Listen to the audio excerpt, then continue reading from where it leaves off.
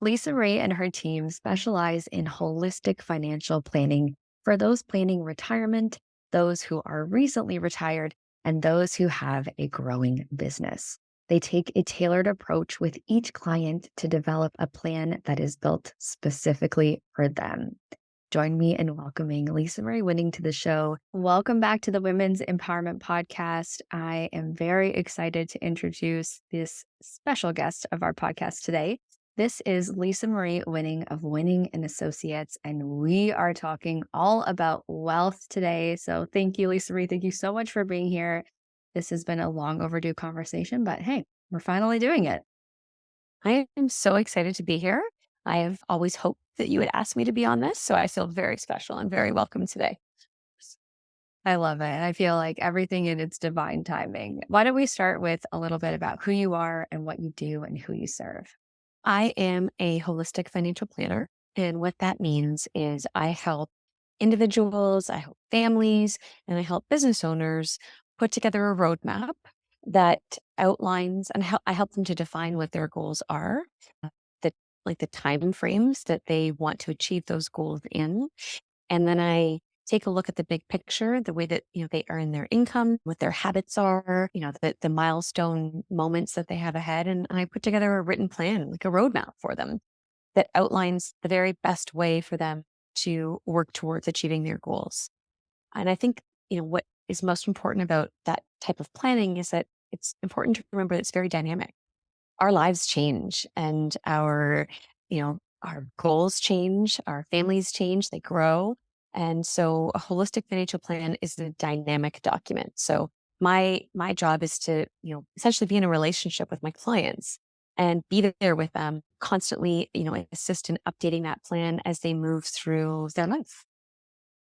I love that. And full disclosure, Lisa Marie is my financial advisor. And I really do feel comfortable talking about all of this with you. I feel like you do listen and there is this hand holding and there's this reassurance, but there's also this excitement for what I want to do with my goals or how I want to see my future. And you make it feel possible to get there, even when it feels really far away. So I just wanted to acknowledge you for that because I really appreciate that in our relationship. And I know that oftentimes money can be this taboo conversation. And so I really admire this holistic financial plan or this holistic approach to the finances and how you do that. And can you tell us a little bit more, like maybe break down that dynamicism? Is that a word? The dynamics of your holistic financial plan? Well, I think you made a very good point. And I would say it's cultural. Like in Canada, talking about money has always been taboo. If you go back, generations, we were always taught not to talk about money, not to ask about money, very private. And I think what happens is it becomes part of your nature. And so it translates to being afraid to ask questions or feeling like you haven't done all the right things yet. So you might be judged if you reach out and try to seek advice. So it's and maybe that's where I'd like to start and just to say, like, I think we have to change that. We have to unwind that culture and we have to make it a comfortable environment. We have to make people, look forward to those types of conversations and learning and improving financial literacy. Because the earlier you do that and the more comfortable you are being open and working with professionals and seeking professional advice. I can tell you, I see it. It's those clients, the earlier they start and the more that they want to learn, and most importantly, to be able to be open to taking advice. They're the ones that achieve those goals on track. They are further ahead when I look at them 10 years later, 15 years later. And so I think that, I always open my conversations up with new clients to say, let's just talk. Let's get to know each other. Let's take all the guards down and it's full transparency. I let them ask me anything they want. They want to know about me personally. They want to understand what the process looks like. What does it cost? Let's get it all out on the open in that first conversation. And then it's the really the end of it, the feedback I get is, oh, I'm so relieved and I'm so excited because it's kind of taken all that pressure and that anxiety and removed it and, created this environment to be able to move forward and achieve really exciting things. Yeah, I think you made a lot of great points with people being I think the nervousness or the resistance comes from not knowing and not having that information and not having that financial literacy. And so when we don't know about something, we start to fill in the gaps with what we think or what we've heard or, just make up a story and really you're just getting tied up with the fears of it. So I guess one of my questions for you is what are some of those common misconceptions that we can maybe say that they're myths or how can we rewrite that mental block or that mindset block of it? Well, definitely, I would say there is a financial advisor or financial planner out there for everyone. There are advisors who love working with young individuals, young entrepreneurs, people who are maybe close in age to those younger advisors. And I think that's important to remember is like you want to work with somebody who has had similar experiences to you, who has that is going to grow with you. And so, one of the biggest misconceptions is I don't have any money yet. And so I should just avoid seeking advice altogether until I have some.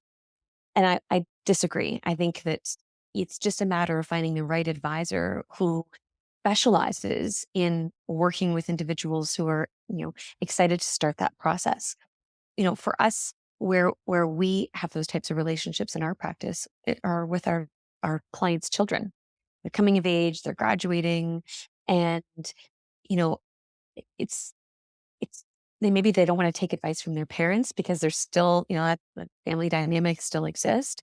And so, I have someone on our team that specializes. He's younger than me. He's, just started a young family, but has all the credentials and the experience to be able to work with younger people, and they feel comfortable with him because they can relate. And so that would be misconception number 1 is thinking that it's not the right time to start. There's nobody ever that has ever looked back and said, "Oh, I started way too early." That's, and I think you and I talk about that too, is, you were really young when we started to work together, but we had like this milestone conversation about a big goal that you had that you achieved way earlier than we initially planned. And I think that's a testament to setting your goals, sharing them with someone, and creating good habits to be able to, expedite the path to achieve them. Totally, I have, like, a little bit teary-eyed because it's Oh, so true. I know, I'm like, "What? We're talking about money and I'm getting emotional?" It's so true, like, I didn't even realize how young I was just a baby, and it was really scary, but, like, I didn't have anyone to really talk to, and I certainly wasn't gonna be talking to my parents about it. But, yeah, that's really cool, and even just to look back now and think like, "Oh my gosh, yeah, I did take that leap," and even though it was scary, and I remember that conversation with you was super intimidating. But it was also really helpful, and I mean, look where we are now, right? And definitely reaching those goals, it feels so good, and to know that there is a plan and there is a path and there are things I can do today to help me for that tomorrow. I love what you said of, like, no one said, "Oh, I started too early." exactly. Of course, stuff no one says. Yeah, I mean, that's a huge misconception. I feel like that's a great way to start is just go in and meet different people in the industry and see who you connect with and start from there. When it comes to those, maybe it's not misconceptions, but maybe it's more like mistakes or, things we wish we did differently as women when it comes to money management, when it comes to financial decisions. What are some of the things you see maybe over the decade? So beyond 20s and beyond. So this is a very interesting one. This is my 27th year in my profession. So I have almost 3 decades to be able to go back and look at the evolution. And what I can tell you is that right off the bat, my top 10 biggest clients, disproportionate number of them are female. And I think that's really interesting because 30 years ago or 27 years ago, that was not the case at all. And so I think what I'd like to see more of now that I know that that's happening in our society, right? Over 80% of households, the female is the primary decision maker. Not to say that they're the sole decision maker, but they're, they're actively involved and doing a lot of the research and have taken on that role and that responsibility within a household. So I would say for younger women, I'd like to see that, you want to see them kind of follow that same path. So I would say one of the biggest mistakes is not getting involved. So even though when I look at, my those females I was chatting with now, if they are a business owner or if they are in a partnership, the other person has been involved, but that and part of the process. But generally speaking, there's somebody who takes the more interest in it, the one that responds, sets the meetings, does the follow up. So I would say if you are in a relationship or you're in a partnership, like getting involved, being aware, feeling comfortable. Maybe you're not the driver, but you know, you want to be able to work with somebody who you feel that at any moment you can pick up the phone and ask a question, that you feel comfortable in the room, that you're included in the conversation, included in the process. And then once you've done that and you've established that relationship and there's a good fit, you don't have to be, like I said, you don't have to be the lead in that relationship with your advisor, but it's important that from the very beginning, you're part of that process. I never, if I'm working with a couple, I would never go through the process of putting a financial plan together unless both parties were there. Because those individuals, they're not making that they're not individuals when those decisions are going to be executed. And when they're going to reach those milestone moments, they're doing that together.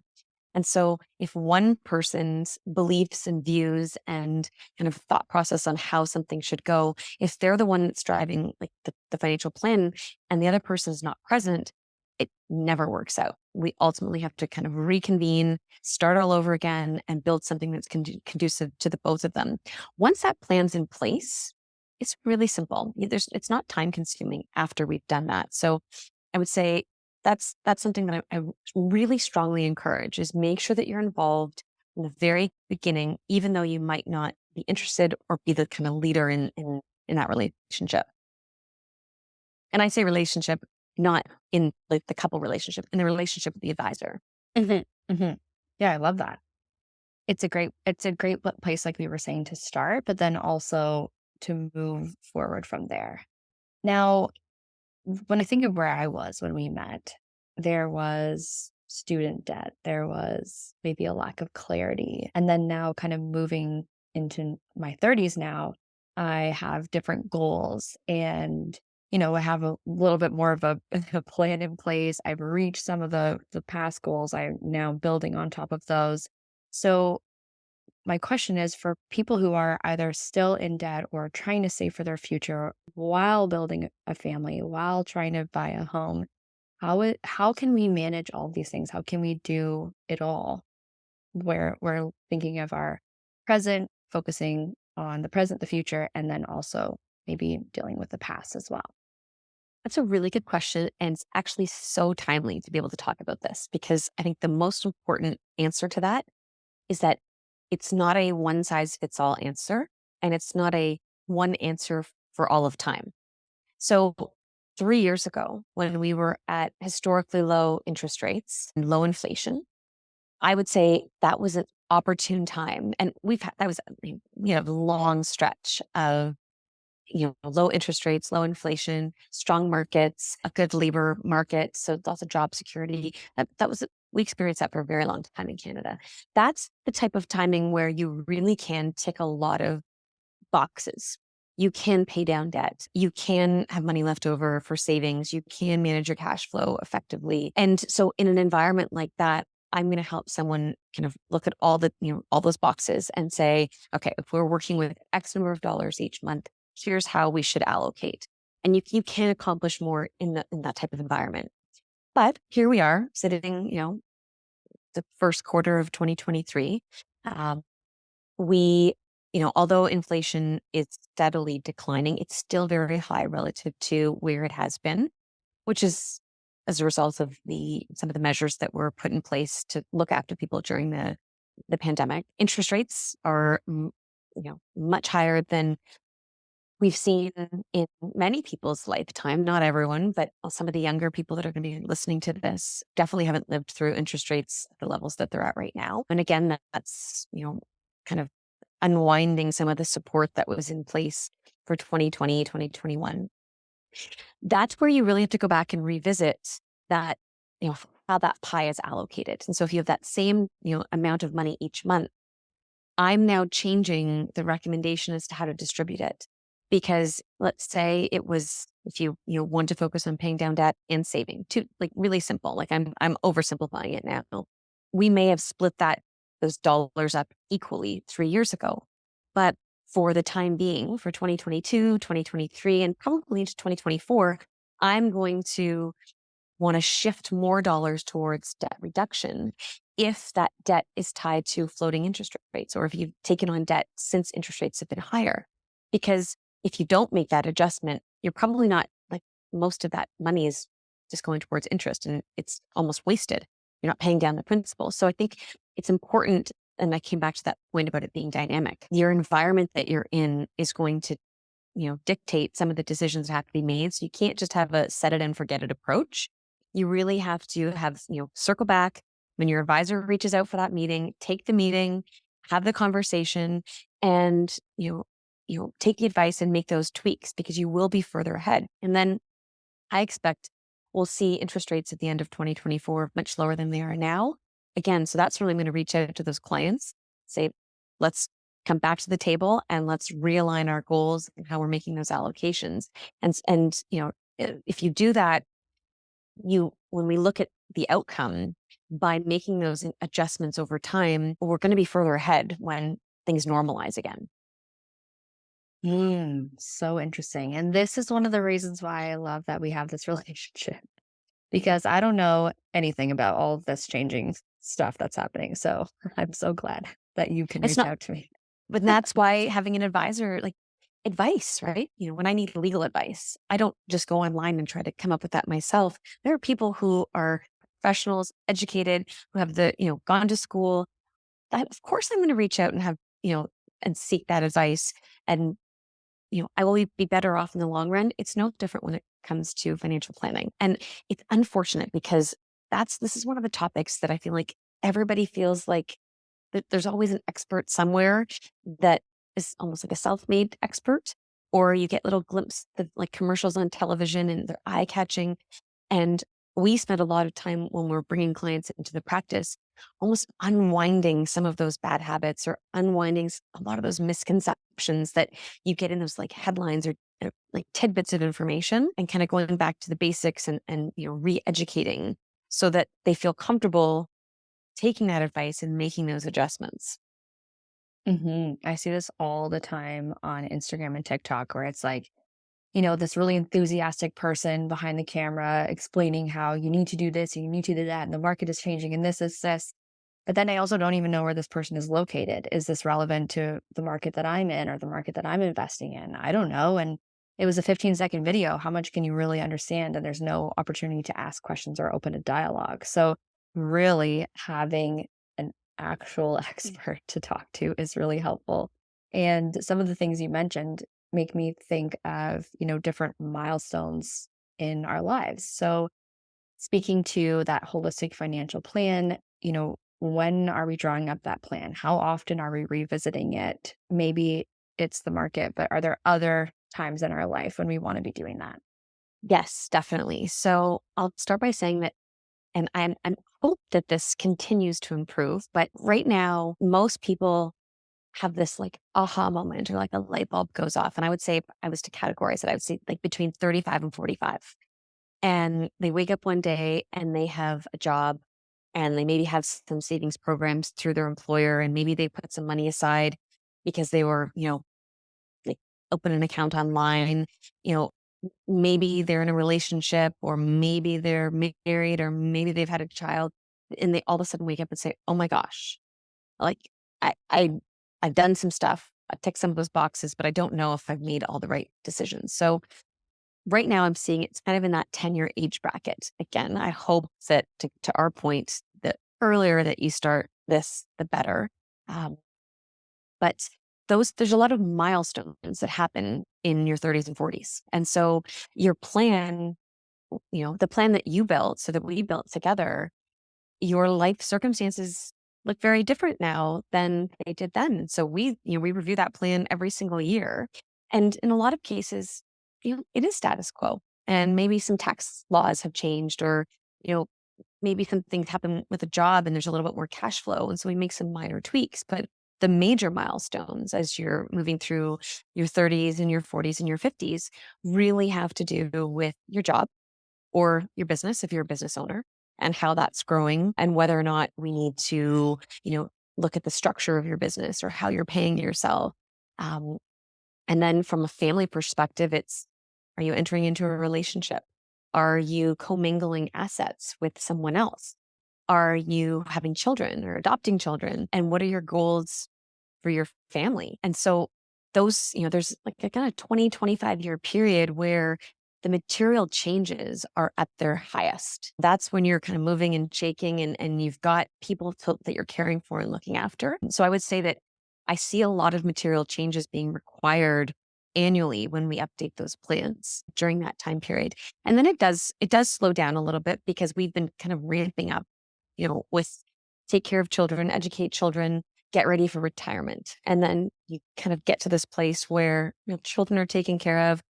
You probably got 5 to 10 years left of your max income earning potential where we're really focusing on just that one goal, which is retirement.